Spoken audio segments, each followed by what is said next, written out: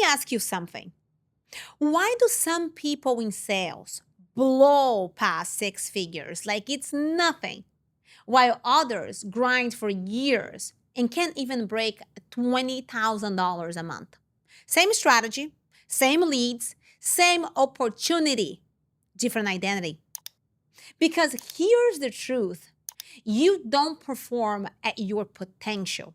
You perform at your identity.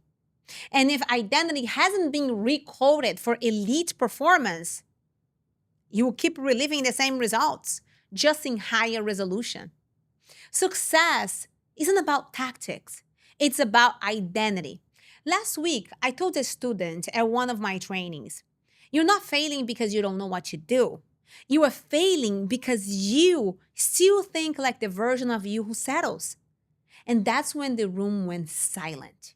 Because that's the moment everybody realized they've been trying to reach $100,000 months with $10,000 self-concepts. Welcome back to Bosses Not Beggars, the podcast for high-ticket professionals and entrepreneurs who are done waiting for permission and ready to dominate the arena. I'm your host, Vivian Weyll, the sales queen.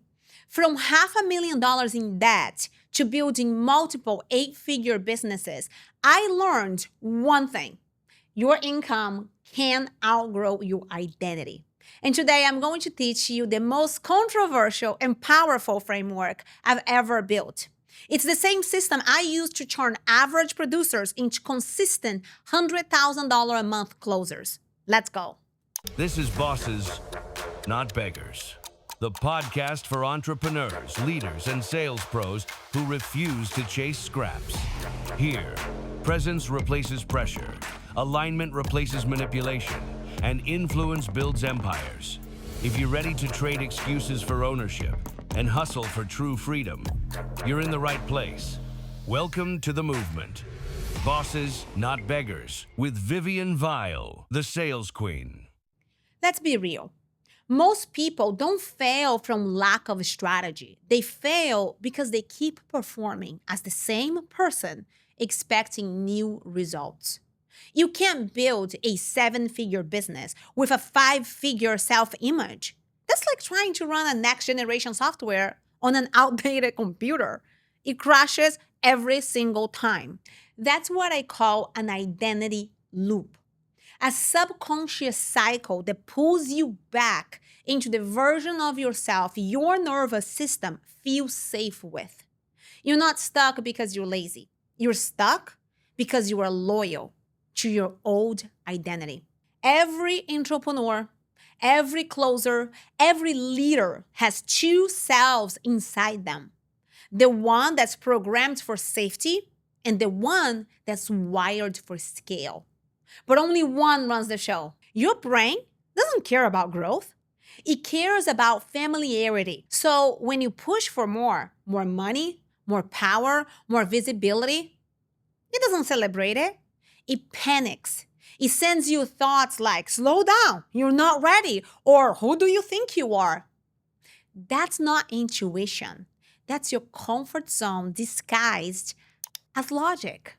Neuroscience calls this cognitive homeostasis. It's your brain's survival mechanism, and it keeps your reality consistent with your past identity.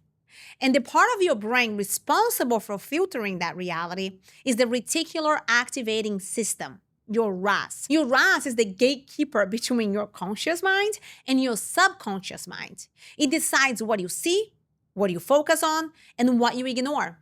If your RAS believes you are a $30,000 per month producer, it will literally block the perception of opportunities and ideas that contradict that belief. But once you rewrite your self-concept, your RAS begins scanning for proof of your upgraded identity.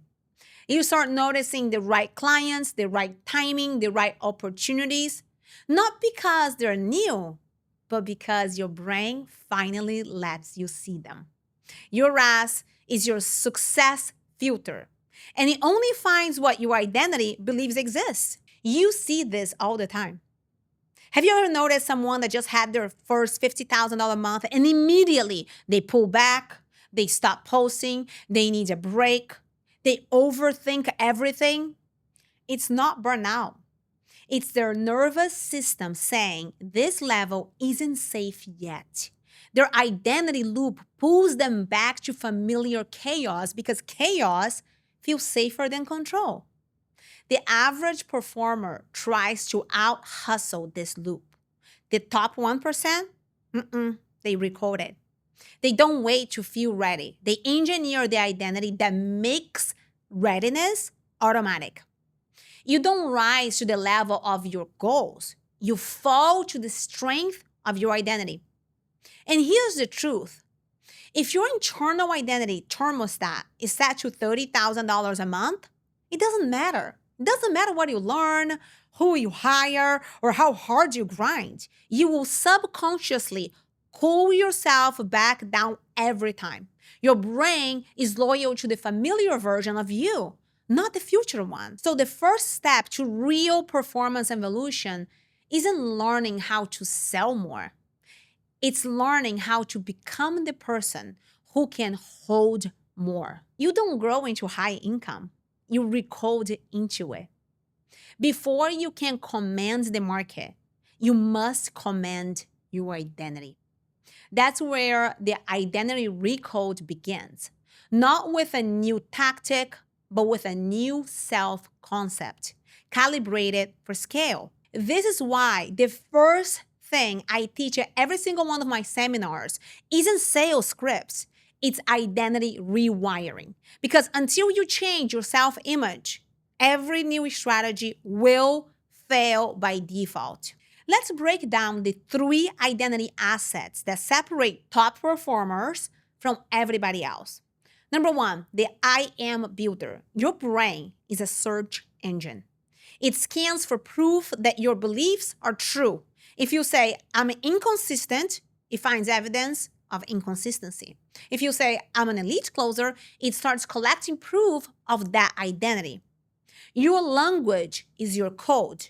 Change your language, change your life. Number 2, the alter ego blueprint. Every elite performer has one. Beyonce has Sasha Fierce. Kobe had Black Mamba. I created a sales queen. Your alter ego isn't fake. It's your highest potential rehearsed until it's natural. That's why I teach my students to make a ritual with it. Tone, posture, even breath patterns. Because your physiology locks in your psychology. When I step on stage, I don't try to be the sales queen. I embody her. That's the difference between performance and power. Identity isn't discovered, it's designed. Number 3, the expectation effect. This one blows people's minds. Studies from King's College in London proves that your expectations can literally reprogram your biology. Participants who thought they took caffeine but didn't still experienced a real spike in heart rate and dopamine. Your body follows your beliefs. That's why inside my seminars, we teach confidence and conditioning protocols, daily physical rituals that anchor your new identity until it's automatic. Because confidence isn't an emotion, it's a neural pathway. And a neural pathway can be rewired. So let's get this straight. Beggar move, waiting to feel ready. Boss move, acting ready until your body catches up. Beggar move, saying, I just need to fix my mindset. Boss move, saying, I need to recode my identity. Beggar move, relying on motivation. Boss move, relying on embodiment. Begging is emotional. Bossing is neurological. Here is what the top 0.0001% understand. You don't rise to your goals. You fall to your self-concept. They don't chase success. They install it. Every call, every pitch, every morning ritual becomes proof of who they already decided to be. That's why they don't burn out. They're not pretending. They're programmed to win. Here's your assignment. For the next 7 days, Build your alter ego blueprint. Ask yourself, if I were already earning $100,000 a month, how would I speak? How would I stand? How would I close? Then act as that version of you immediately. By day 3, your nervous system won't know the difference. By day 7, your environment will start treating you completely differently. Identity isn't what you find, it's what you decide and prove through repetition. Listen, your old identity built survival. Your new one builds scale. You've outgrown the version of yourself that doubts, delays, and overthinks. They were built for the climb. The next one is built for command. You don't need more information. You need integration. Because when you rewire your identity, your results have no choice but to catch up. You can hit $100,000 months with a $20,000 mindset. And this is why identity rewiring is such an important part of my teachings. Because until you master who you are, you will keep sabotaging what you build. And here's the truth. The top 0.001% don't chase motivation. They operate from calibration. They don't ask, how can I do it? They ask, who must I become to make it inevitable? That's the real game. You don't need more strategies. You need a stronger self-concept. Once that identity is locked, sales become second nature. Leadership becomes effortless. Execution becomes instinct. The moment your identity catches up to your potential, your success becomes automatic. Every move you make from now on must be proof of who you decided to be. Speak as them, move as them, sell as them, because identity doesn't wait for results, it creates them. And if you're feeling that fire in your chest right now, that is your future self knocking. Open the door. Step into that version of you who is already performing at $100,000 a month. Your future isn't waiting for you, it's waiting on you. Bosses don't beg for breakthroughs, they engineer them. They don't shrink when it gets hard, they rise when it's time. So right now, decide, are you ready to perform from your power? Because the world doesn't need another dreamer, it needs another boss. And if this episode hit you, share it.